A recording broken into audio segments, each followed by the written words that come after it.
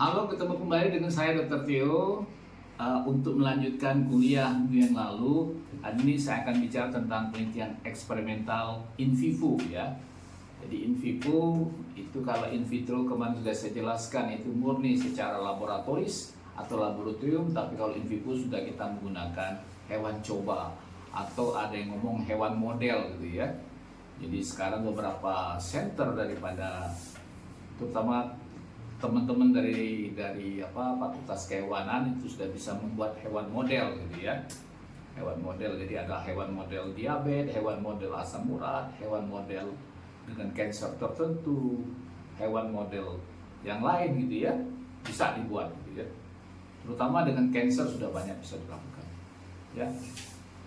Jadi ini kira-kira judul-judul penelitiannya, misalnya anti-hyperglycemic effect duku SIP in alloxan induced diabetes threats ya.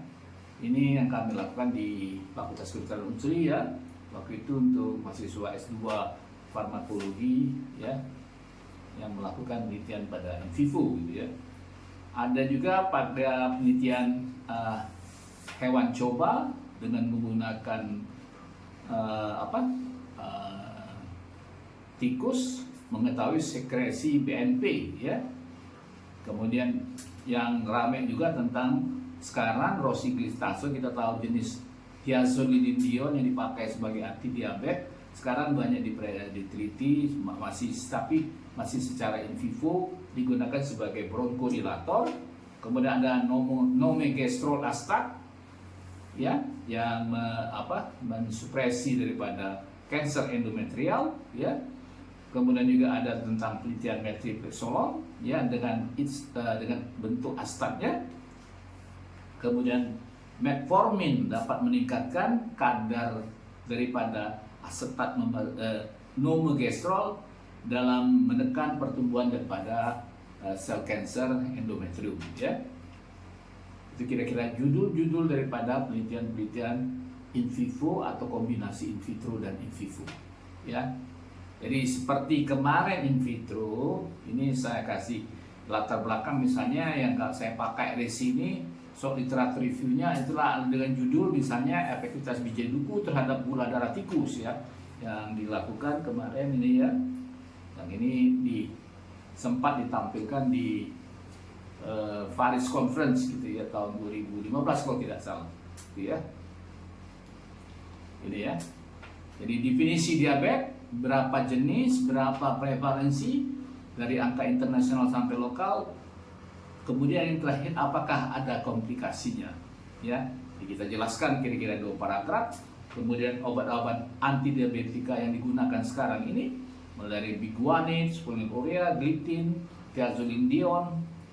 Kita jelaskan keuntungan, kerugian dari masing-masing jenis antidiabetik oral tersebut ya, kira-kira 2 paragraf. Kemudian jenis-jenis herbal yang digunakan saat ini ya, dan dipilihnya biji duku untuk menurunkan gula darah. Keuntungan kerugiannya apa? 2 paragraf juga. Balik lagi yang terakhir ya, mengapa penelitian ini dilakukan, penting dilakukan ya. Jadi belum ada data ya, no scarce few uncertain, melengkapi data. Penelitian terdahulu in vitro, sekarang ini in vivo. Kontroversi data, berbeda hasil dari satu center ke center lainnya, spesifik lokal area khususnya untuk daerah endemis penyakit tertentu ya. Kita tahu misalnya untuk penyakit ulcus pepticum di beberapa negara atau daerah itu disebabkan Helicobacter pylori gitu ya. Makanya di negara-negara tertentu tuh pengobatan ulcus pepticum itu menggunakan quadruple drugs ya. Dulunya triple drugs, sekarang quadruple drugs gitu ya. Kemudian indikasi baru ya. Misalnya tadi di depan rosiglitazone dipakai sebagai bronchodilator, sekarang ini juga ada tilmisartan yang dulunya kita tahu sebagai golongan ARB2, sekarang dipakai sebagai obat antiinflamasi ya, masih tapi dalam penelitian masih in vivo gitu ya. Jadi indikasi baru ya. Ya, terutama sejak kasus COVID itu banyak sekali yang secara in silico tapi bukan in vivo ya. Misalnya chloroquine, ivermectin, dan satu lagi azidomycin yang itu bukan secara in silico terhadap COVID ya. Itu dulu latar belakang daripada penelitian-penelitian in vivo ini. Kemudian biasa rumusan masalahnya apa? Apakah fraksi biji duku efektif dalam menurunkan kadar gula darah tikus?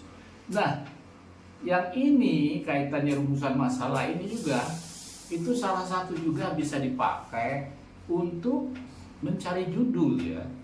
Jadi bisa kita tandem beberapa penelitian, terutama yang kaitannya saya baik lagi ya, yang pengen PKM ke Fimnas, ada yang untuk menurunkan gula darah, boleh, ada yang untuk menurunkan misalnya HbA1c alfa, boleh ya, untuk menurunkan kadar proinsulin boleh ya, ada untuk menurunkan GLUT4 boleh ya.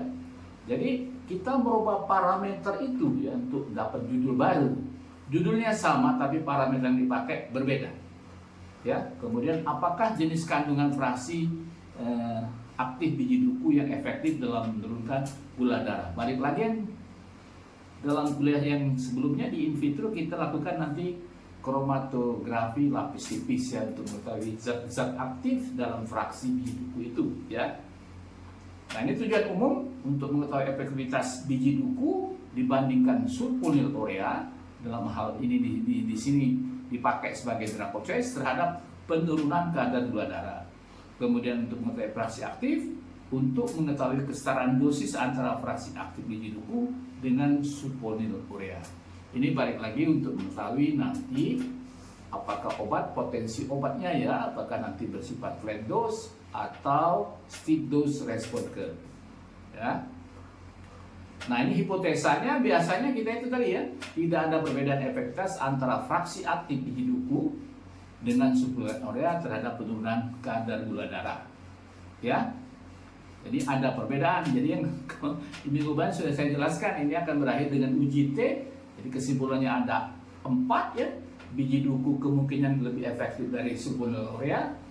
Yang kita harapkan minimal adalah biji duku sama efektif dengan drug of choice atau sulfonylurea. Yang biasa terjadi adalah kontrol positif lebih efektif daripada fraksi yang kita teliti. Yang tidak boleh adalah sama-sama tidak efektif.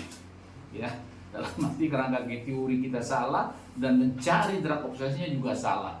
Nah, itu yang hati-hati dalam penelitian eksperimental. Pembimbing metodnya harus mengerti betul-betul tentang farmakologi gitu ya. Jadi supaya memilih drug of choice-nya jangan salah gitu ya. Ya, jadi bisa terjadi kalau sampai nomor 4 terjadi sama-sama tidak efektif, yang salah di mana gitu ya. Oke. Ini manfaat penelitian teoritis ya secara akademis terhadap kepentingan farmakologi atau farmasi ya, apa?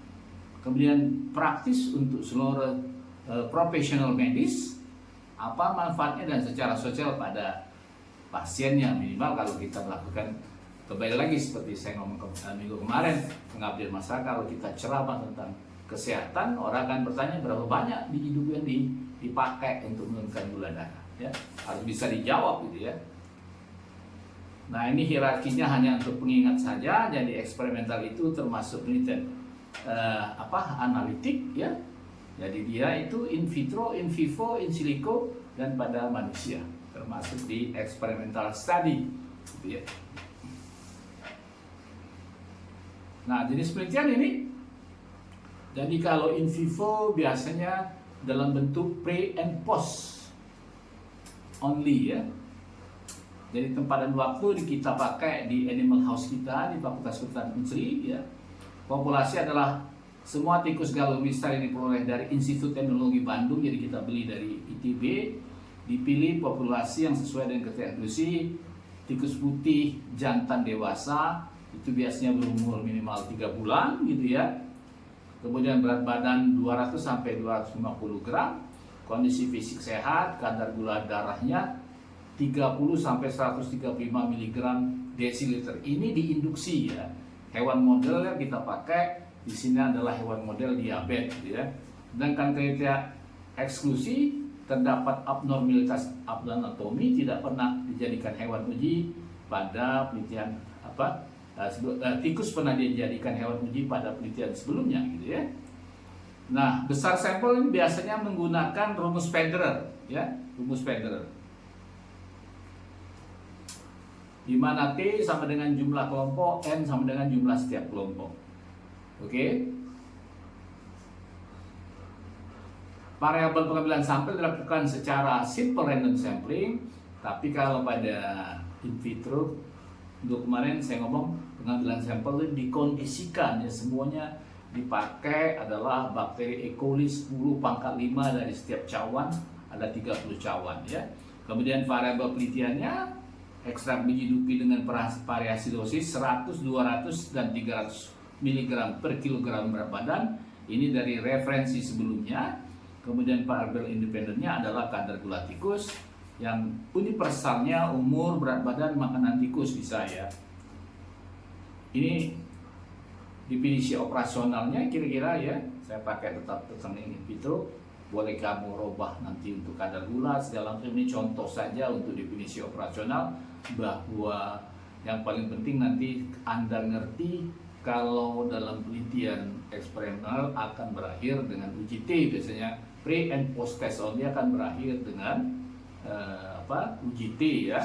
Jadi harus skalanya itu minimal ordinal, yang terbaik adalah rasional dan interval ya. Jadi tolong ingat ini ya, skala ada 4 ya, nominal, ordinal, rasional, dan interval.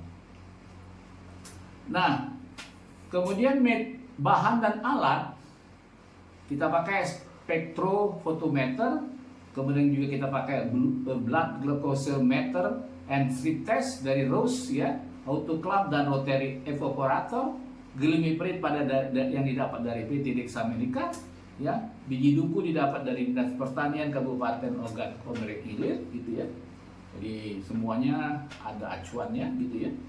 Jadi kemudian yang selanjutnya adalah standar operasional prosedur atau prosedur kerja persiapan hewan uji.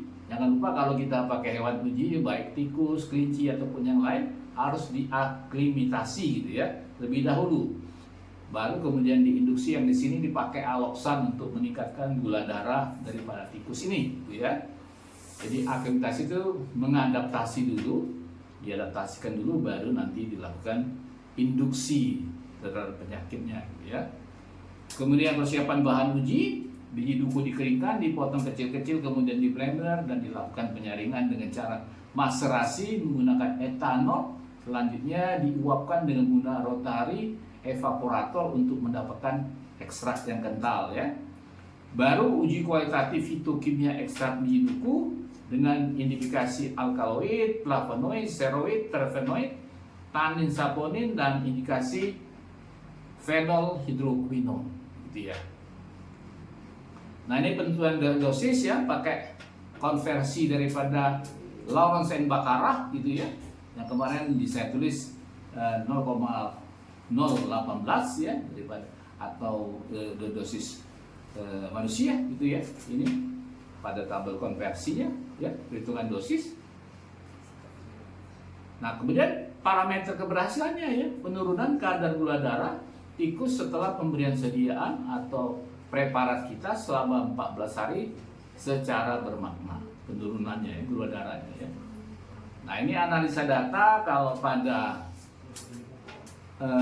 in vitro 4 tahapan, tapi karena pada in vivo itu 5 tahapan karena ada nilai before ini untuk menyatakan homogenitas, apakah kelima kelompok itu homogen. Yang di sini adalah 4 kelompok ya, homogen ya. Kemudian akan dilanjutkan dengan setelah homogenitas akan dilanjutkan dengan normalitas, kemudian baru dianalisa before after ya, before after untuk setiap kelompok untuk menyatakan efektivitas. Tolong ingat itu ya, jadi ada urutannya. Baru nanti after untuk menjawab hipotesa mana yang lebih efektif antar kelompok. Oke, baru nanti kita mengetahui kesesuaian dosis ini untuk mengetahui potensi obat yang sudah saya jelaskan, apakah nanti bersifat flat dose response curve atau steep dose response curve. Jadi untuk uji eksperimental in vitro, in vivo tidak hanya ada definisi, tidak hanya ada kesimpulan statistik, tapi ada simpulan farmakologi di dalam itu adalah tentang potensi obat. Ya, jangan lupa itu ya. Menyatakan zat yang kita teliti atau fraksi yang kita teliti bersifat flat dose atau bersifat steep dose respon ke. Yang kebanyakan kebalikan kebanyakan di dalam penelitian herbal ini adalah U curve terbalik ya. Huruf U terbalik. Semakin tinggi dosis, semakin rendah efeknya gitu ya. Untuk mengetahui uji kesetaraan dosis ini biasanya berapa miligram zat aktif kita dibandingkan dengan kontrol positif ya. Yang di sini pakai adalah glimepiride golongan 10 mg. Oke. Nah, ini kira-kira cara menganalisanya nanti ya, 4 kelompok. Dosis kecil, dosis sedang, dosis besar, kemudian drug of choice ya.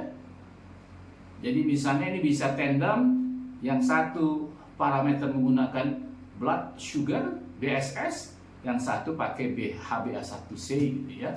Atau yang lain pakai GLUT4, proinsulin atau segala macam, terserah parameter tentang penurunan gula darah itu ya.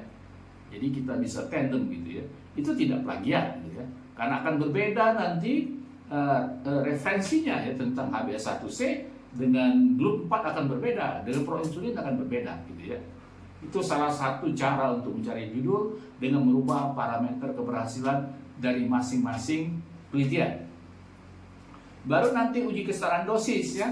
Pada dosis berapa sama efektif dengan drug of choice. Apakah pada dosis kecil sudah sama efektif? Apakah pada dosis sedang? Ataukah pada dosis besar? Itulah yang saya ngomong akan mempengaruhi kesimpulannya. Untuk biasanya, setahu saya biasanya pihak farmasi akan bertanya apakah nanti dia bersifat flat dose ataukah bersifat steep dose ya. Biasanya pihak farmasi lebih menyukai hasil penelitiannya bersifat steep dose respon curve. Oke, ini kira-kira analisa datanya gitu ya. Nah, ini yang terakhir adalah contoh daripada in vivo ya. Ini kami lakukan waktu di berbagai tempat membandingkan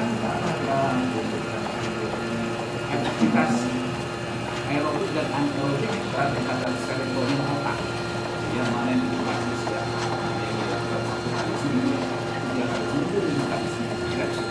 Ini kira-kira contoh daripada ya. Sekali lagi terima kasih telah menonton. Dipaksa lari. Silakan subscribe, like, and share. Dan ciao. Terima kasih.